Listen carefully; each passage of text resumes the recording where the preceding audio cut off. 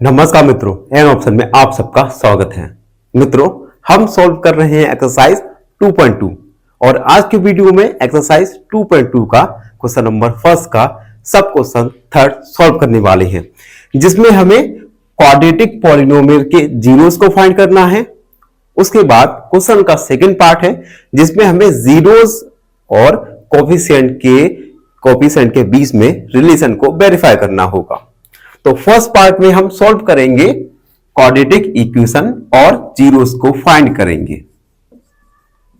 सबसे पहले quadratic equation का standard form ax² plus bx plus c होता है, जबकि क्वेश्चन में हमें ऐसा नहीं दिया गया। तो सबसे पहले इसे हम स्टैंडर्ड फॉर्म में लिखेंगे। स्टैंडर्ड फॉर्म में लिखने के लिए सबसे पहले x² का टर्म माइनस 7x का टर्म माइनस 3, तो हमने स्टैंडर्ड फॉर्म में लिख दिया। अब हम इसे px मानेंगे, 6x² माइनस 7x माइनस 3।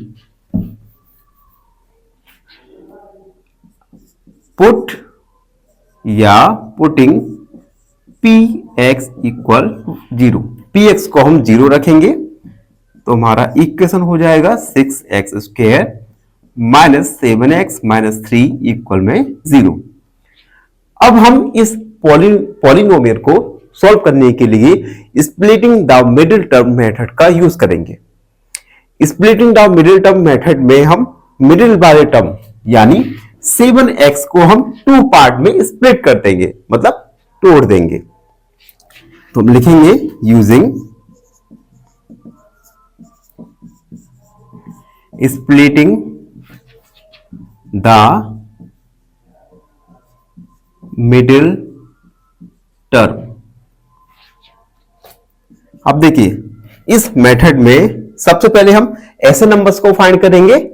देखिए x² का कोएफिशिएंट है 6, तो 6 का मल्टीप्लाई करेंगे हम कांस्टेंट के साथ यानी 18। तो ऐसे दो नंबर को हम फाइंड करेंगे जिनका मल्टीप्लाई 18 आ जाए। अब 3 के आगे साइन क्या है माइनस, और उन्हीं नंबर्स को हम सब्ट्रैक्ट करें तो हमें 7 मिल जाए।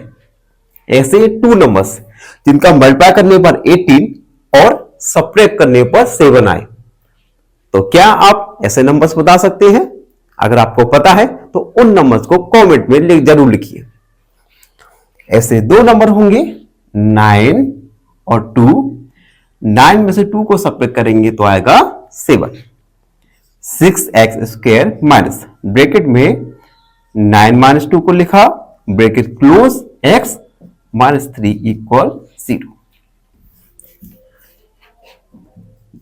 6x² माइनस, अब 9 का मल्टीप्लाई x के साथ होगा यानी 9x, माइनस का मल्टीप्लाई माइनस 2 के साथ होगा तो माइनस का मल्टीप्लाई माइनस के साथ प्लस का 2 यानी प्लस का 2x माइनस 3 इक्वल 0। अब आप देख सकते हैं हमने 7x को 2 टर्म में स्प्लिट कर दिया, 9x और 2x। इन दोनों में से देखिए कॉमन क्या आ सकता है? कॉमन आ सकता है 3x, यहां पर 2x बचा माइनस यहां पर बचा 3। उसके बाद देखिए इन दोनों ही टर्म में से 2x माइनस 3, इन दोनों ही टर्म में से कॉमन कुछ नहीं आ सकता, और कुछ नहीं आएगा तो कॉमन हम 1 मानेंगे। तो प्लस का 1 कॉमन लिया, 2x माइनस 3 इक्वल 0। अब हम 2x माइनस 3 इसे कॉमन में लिख लेंगे और 3x प्लस 1 इक्वल 0। अब हम एक एक करके इन दोनों की इक्वल में 0 मानेंगे। हम लिखेंगे टेकिंग 2x माइनस 3 इक्वल 0। यहां से हम x का वैल्यू फाइंड कर लेंगे। तो 2x equal 3, x equal 3 upon 2। Again 3x plus 1 equal 0। 3x equal plus का 1 है, राइट हैंड साइड आएगा -1 हो जाएगा। 3x equal -1। यहां से हम x का वैल्यू 1/3 फाइंड कर लेंगे। ये दोनों ही गिवन पॉलिनोमियल के जीरोस होंगे, तो हम लिखेंगे hence zeros are x equal 3/2 और x इक्वल -1/3। तो हमने इस प्रकार गिवन क्वाड्रेटिक पॉलिनोमियल के जीरोस को फाइंड किया। अब हम क्वेश्चन के सेकेंड पार्ट को सॉल्व करेंगे, जिसमें हमें जीरोस और कोफिशिएंट के बीच में रिलेशन को वेरीफाई करना होगा। तो सबसे पहले इसे हम थोड़ा इरेज करते हैं। इरेज हो जाए जल्दी से। जब तक मैं इरेज कर रहा हूं तब तक आप हमारे चैनल को सब्सक्राइब कर दीजिए, बेल आइकन को प्रेस कीजिए। अब देखो क्वेश्चन का second part. Now verifying the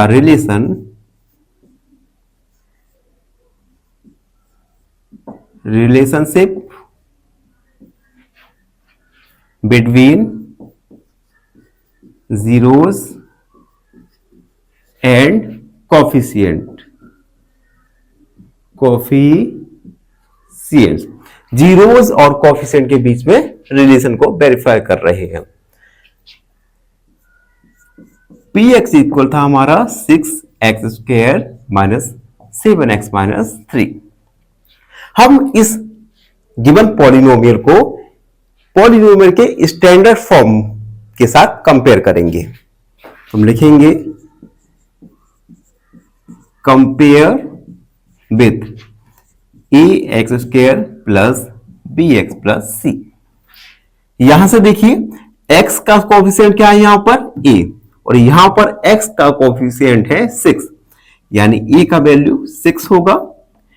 x का कोफिशिएंट है b, और यहां पर x का कोफिशिएंट है -7, यानी b का वैल्यू -7 और c का वैल्यू है -3। अब हम सम ऑफ जीरोस निकालेंगे। सम ऑफ जीरोस,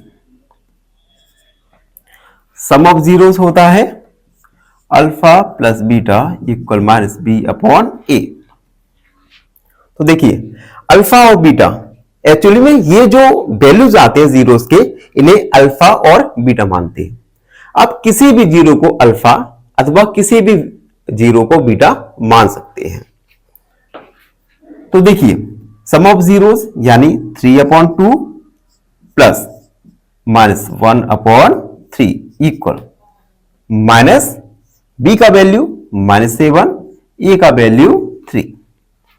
यहां पर 3/2 प्लस -1/3 इक्वल माइनस का मल्टीप्लाई माइनस के साथ करेंगे तो 7/3। अब इन दोनों के साथ हम एलसीएम लेंगे। देखिए दोनों का एलसीएम आएगा 6। 2 का डिवाइड 6 में करेंगे 3 टाइम्स से आएगा, और 3 का मल्टीप्लाई 3 के यानी 9 माइनस 3 का डिवाइड करेंगे 6 में 3 2 जा 6, और 2 का मल्टीप्लाई करेंगे 1 के साथ यानी 2 1 जा 2 इक्वल 7/3। 9 में से 2 को सब्ट्रैक्ट कर देंगे, और यहां पर सॉरी ये यहां पर गलती हुई, ए का वैल्यू 6 है। 6 9 में से 2 को सब्ट्रैक्ट करेंगे तो आएगा 7/6 इक्वल 7/6, यानी लेफ्ट हैंड साइड इक्वल है राइट हैंड साइड। इसी प्रकार हम प्रोडक्ट ऑफ जीरो निकालेंगे।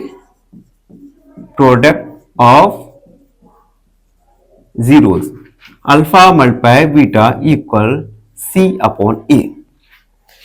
तो देखिए जीरोस क्या थे, जीरोस थे 3/2 मल्टीप्लाई करेंगे -1/3 इक्वल c का वैल्यू -3 और a का वैल्यू है 6, तो हमने वैल्यूज को पुट किया।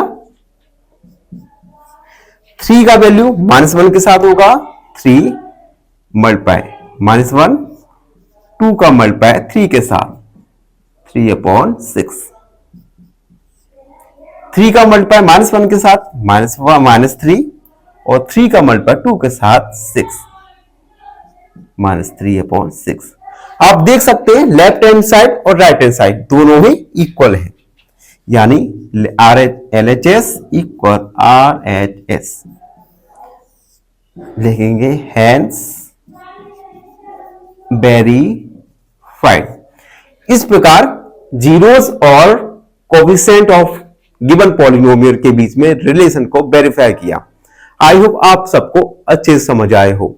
फिर भी आपके मन में कोई भी डाउट है तो उस डाउट को कमेंट में लिखिए, हमसे जुड़िए और सब्सक्राइब एन ऑप्शन। धन्यवाद, हमेशा खुश रहे। फाइनली एक क्वेश्चन पूछूंगा आपसे। क्वेश्चन है the repeated root of x का power cube plus 4x² plus 5x plus 2 equal 0 is option A -2, option B -1 या ऑप्शन सी 1। इस क्वेश्चन का आंसर कमेंट सेक्शन में जरूर लिखिए। बने रहिए हमारे साथ एन ऑप्शन में। धन्यवाद।